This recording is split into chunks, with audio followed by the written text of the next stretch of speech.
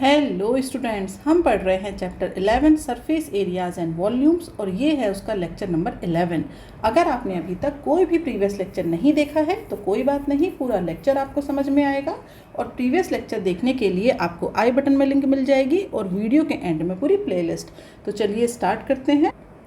आज की क्लास में हम जो आपकी बुक में एक्सरसाइज है 11.4 उसके जो रिमेनिंग क्वेश्चन बचे हुए हैं, क्वेश्चन नंबर 8, 9 एंड 10 वो डिस्कस करने वाले हैं। तो क्वेश्चन नंबर 8 में कहा गया है a dome of a building is in the form of a hemisphere. From inside it was white washed at the cost of rupees 4,989.60. If the cost of whitewashing is rupees 20 per square meter, find the inside surface area of the dome and volume of the air inside the dome. ठीक है, तो यहाँ पर क्या है हमारे पास, एक देखा जाए तो एक हेमीस्फीयर है। ओके, तो ये एक हेमीस्फीयर बताया गया है। अब इस हेमीस्फीयर में हम कर क्या रहे हैं, उसके अंदर वाइट वॉश कर रहे हैं। तो जैसे इस तरीके से होते हैं ना, ये एक डोम हो गया, हेमीस्फीयर के शेप में है। अब हम कर क्या रहे हैं, यहाँ पर इसके अंदर यहाँ पर हम क्या कर रहे हैं, पेंट कर रहे हैं। यहाँ पर हम रेड कलर पेंट कर रहे हैं। ठीक है, अब यहाँ पर जब हम इसको पेंट कर रहे हैं तो इसमें ये कहा गया है कि ये जो हम वाइट वॉश कर रहे हैं, तो ये जो वाइट वॉश है इसकी कॉस्ट क्या है, इसकी कॉस्ट है 4,989.60। अब ये बताया गया है कि अगर इसकी जो कॉस्ट है वो ₹20 पर स्क्वायर मीटर है तो हमें ये फाइंड आउट करना है कि इसका इनसाइड सरफेस एरिया कितना है और कितना वॉल्यूम है उस एयर का जो उस डोम के अंदर आ सकती है। ओके, तो अब पहले तो ये देखिए कि टोटल कॉस्ट कितनी लगी है। जो हमारे पास टोटल कॉस्ट है, हमने जब इसका वाइट वॉश कराया तो टोटल कॉस्ट कितनी आई है, 4,989.60 रुपीज़, ये टोटल कॉस्ट आई है। अब अगर हम बात कर रहे हैं पर स्क्वायर मीटर, तो पर स्क्वायर मीटर कितने रुपीज़ लग रहे हैं, 20 रुपीज़ लग रहे हैं।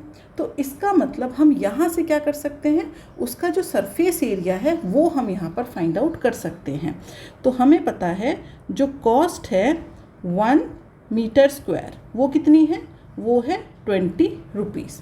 तो अगर ऐसा है तो ये जो इनसाइड का जो हमारे पास ये जो सरफेस है ये कितना होगा, तो यहाँ पर अब हम लिख सकते हैं सरफेस एरिया ऑफ डोम, ये कितना हो जाएगा हमारे पास 4,989.60 अपॉन 20। समझ में आ रहा है, क्योंकि हमारे पास क्या है, टोटल हमारे 4,900 ये वाले रुपीज़ लगे हैं।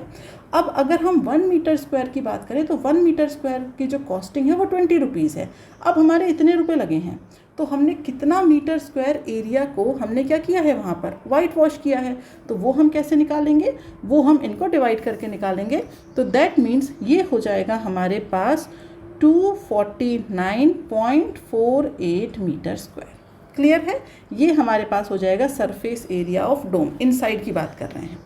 अब हमें पता है कि जो सरफेस एरिया होता है किसी भी हेमीस्फीयर का, उसका फॉर्मूला क्या होता है, तो यहाँ पर हम लिखेंगे सरफेस एरिया ऑफ हेमीस्फीयर।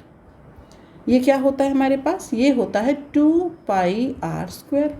ठीक है, तो यहाँ पर अब हमारे पास ये कितना है 249.48 इक्वल टू, यहाँ पर लिख दीजिए वैल्यू 2 × 22/7 × r²। अब यहाँ पर आपको सॉल्व करना होगा और r की वैल्यू फाइंड आउट करनी होगी। तो यहाँ से r आ जाएगा 6.3 मीटर। ठीक है, ये हमारे पास आ जाएगी r की वैल्यू। ठीक है, तो अब इस r की वैल्यू से हम क्या फाइंड आउट करेंगे, क्वेश्चन के सेकंड पार्ट में देखिए फर्स्ट पार्ट क्या था, inside surface area of dome. तो फर्स्ट पार्ट हमारा यहीं पर कंप्लीट हो गया था, ये हो गया था। ये जो मैं कैलकुलेशन कर रही हूँ ये मैं कर रही हूँ सेकंड पार्ट के लिए, क्योंकि सेकंड पार्ट में कहा गया है volume of the air inside the dome. तो जो वॉल्यूम होता है किसी भी डोम का, एक हेमीस्फीयर का वॉल्यूम, वो हमारे पास कितना होता है, हेमीस्फीयर है तो ये होता है 2/3πr³। अगर कंप्लीट स्फीयर होता तो 4/3। तो अब r की वैल्यू हमारे पास है, तो 2/3 × 22/7 × 6.3 का क्या हो जाएगा, क्यूब। सॉल्व करिए तो यहाँ से वॉल्यूम आ जाएगा 523.9। ठीक है, और ये हो जाएगा मीटर क्यूब। तो ये वॉल्यूम आ जाएगा किसका, वो एयर का जो हम ये कहना चाह रहे हैं कि डोम के अंदर कितनी एयर है, वो कितनी है 523.9 मीटर क्यूब। क्लियर है। देखिए क्वेश्चन में ये कहा गया था कि हमारे पास एक बिल्डिंग है, उसके ऊपर एक डोम शेप है, तो वो एक हेमिस्फीयर का शेप होगा। तो यहाँ पर अगर हम उसमें वाइट वॉश कर रहे हैं इनसाइड से, तो उसकी जो टोटल कॉस्ट है वो ये आ रही है। ओके, और 1 मीटर स्क्वायर की कॉस्ट ये है। तो अब हमें ये कहा गया है फाइंड आउट करिए inside surface area of the dome. तो इनसाइड सरफेस एरिया के लिए हमने ये देखा कि 1 मीटर स्क्वायर की कॉस्ट ये है, टोटल हमने इतने पैसे दिए हैं, तो इसका मतलब कि जो सरफेस एरिया होगा डोम का वो ये हो जाएगा। इन्हें डिवाइड करके हमने फाइंड आउट कर लिया। ओके, सेकेंड पार्ट में क्या है, वॉल्यूम ऑफ द एयर बताना है इनसाइड द डोम। तो वॉल्यूम का फॉर्मूला क्या होता है 2/3 पाई आर क्यूब।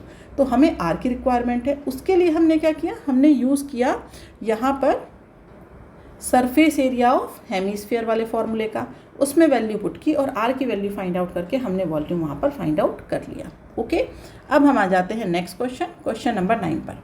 इसमें कहा गया है 27 solid iron sphere each of radius r and surface area s are melted to form a sphere with surface area s dash. Find the radius r dash of the new sphere and ratio of s and s dash. देखिए हमारे पास क्या है, छोटे छोटे sphere हैं, कितने हैं 27।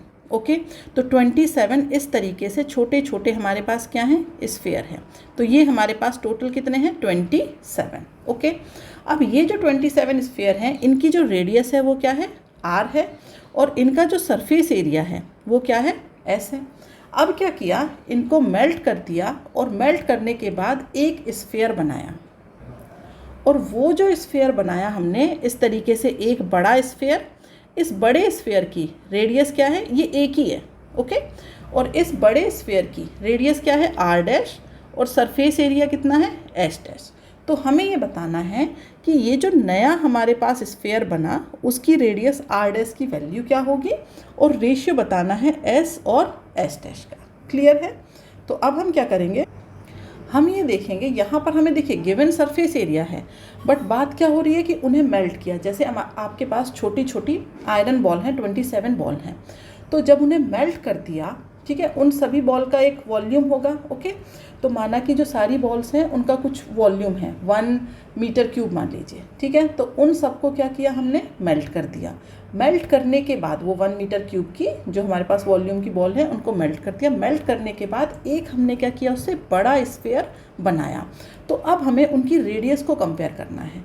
तो क्योंकि मटेरियल तो सेम है ना हमारे पास, जितना भी हमारे पास 27 जो छोटी छोटी बॉल्स थी उनमें जितना आयरन था उसी आयरन को यूज़ करके हमने एक बड़ी सॉलिड बॉल बनाई है, तो उनका वॉल्यूम सेम है। तो हम यहाँ पर जब रेडियस निकालेंगे तो हम उनके वॉल्यूम को कंपेयर करेंगे, ना कि उनके सरफेस एरिया को। तो जब हम बात करते हैं यहाँ पर किसकी, वॉल्यूम की, तो volume of 27 solid sphere of radius r, ठीक है। अगर हम बात कर रहे हैं वॉल्यूम की, किसके वॉल्यूम की, 27 solid sphere of radius r, तो ये वॉल्यूम हो जाएगा v, और ये कितना हो जाएगा 27 इंटू क्या हो जाएगा, ये इंटू में हो जाएगा 4/3 पाई आर क्यूब होगा। अब हम किसकी बात कर रहे हैं, volume of 1 solid sphere made by 27 small sphere, ठीक है। और ये जो 1 सॉलिड स्फेयर है इसकी रेडियस क्या है r, ये जो स्मॉल वाले सॉलिड स्फेयर है इनकी रेडियस कितनी है, सॉरी इसकी r डैश है और इसकी क्या है r है, ठीक है। तो अब यहाँ पर जो हमारे पास वॉल्यूम आएगा, नया वॉल्यूम, वो क्या हो जाएगा, वो हो जाएगा v dash is equal to, तो v डैश कितना हो जाएगा हमारे पास, ये हो जाएगा 4/3 पाई r डैश क्यूब होगा, क्योंकि हमारे पास जो वॉल्यूम होता है स्फीयर का 4/3 पाई r क्यूब होता है। तो यहाँ पर जो r है इसका वो क्या है r डैश है। अब देखा जाए तो इक्वेशन 1 को देखिए और इक्वेशन 2 को, दोनों ही केस में v इज इक्वल टू क्या है हमारे पास v डैश, क्योंकि 27 जो स्मॉल बॉल्स थी उनसे हमने एक बड़ी बॉल बना ली, तो वॉल्यूम क्या है, सेम है, तो v is equal to v dash, ये हमें पता है। ठीक है, तो अब हम क्या करेंगे यहाँ पर 4/3 27 into 4/3 pi r cube is equal to 4/3 pi r dash cube equal हो जाएगा। और जब ये इक्वल हो गया तो ये 4/3 से 4/3 पाई से पाई ये क्या हो जाएगा, कैंसिल हो जाएगा। तो दैट मीन्स यहाँ पर हम कह सकते हैं कि ये जो हमारे पास 27 r cube is equal to r dash cube.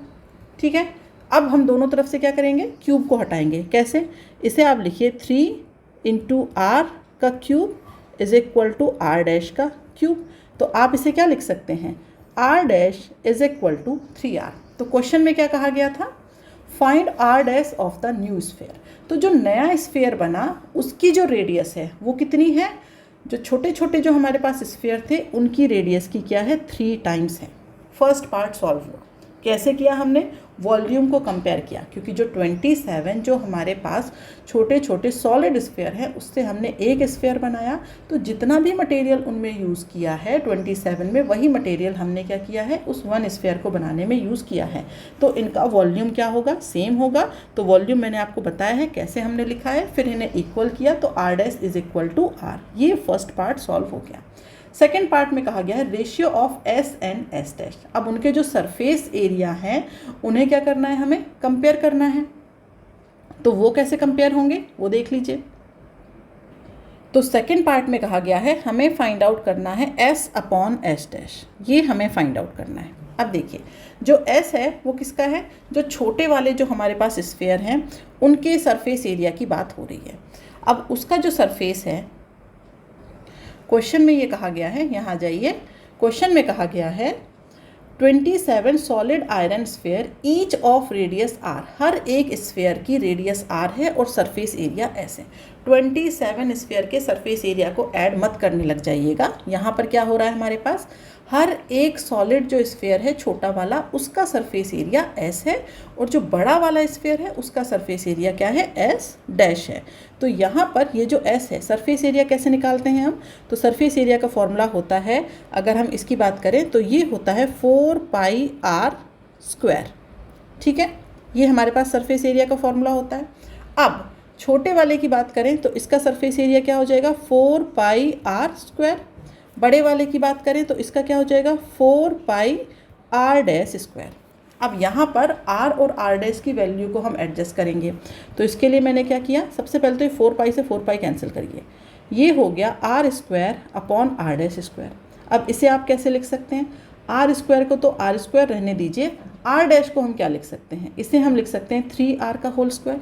ठीक है, तो दैट मीन्स ये हो जाएगा हमारे पास r square upon 9r square, that means 1/9। तो ये जो आपका s अपॉन s डैश है इसकी वैल्यू क्या आ जाएगी, ये आ जाएगी 1/9। मतलब जो छोटा वाला जो हमारे पास स्फीयर था उसका वो सरफेस एरिया अगर 1 है तो बड़े वाले स्फीयर का कितना है, 9 है। क्लियर है। अब हम आ जाते हैं इसके लास्ट क्वेश्चन पर। क्वेश्चन में कहा गया है a capsule of medicine is in the shape of a sphere, और जिसका डायमीटर हमें गिवन है। How much medicine is needed to fill this capsule, मतलब वॉल्यूम पूछा है सीधे सीधे। और वॉल्यूम क्या होता है, वॉल्यूम होता है हमारे पास, और हाँ ये एक पूरा स्फीयर है। ठीक है, जो क्योंकि ये कहा गया है कि जो कैप्सूल है उसका जो शेप है वो स्फीयर है, तो ये आपको ध्यान से देखना है कि स्फीयर कहाँ है या हेमीस्फीयर। तो ये जो v है ये हो जाएगा 4/3 पाई r क्यूब। तो v इज इक्वल टू 4/3, पाई की वैल्यू 22/7।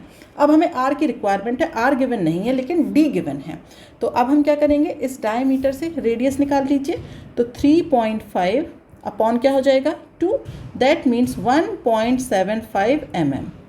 ओके, तो यहाँ पर पुट कर दीजिए, ये हो जाएगा 1.75 और इसका हो जाएगा होल क्यूब। सॉल्व करिए इसे तो ये आ जाएगा 22.46 मीटर क्यूब।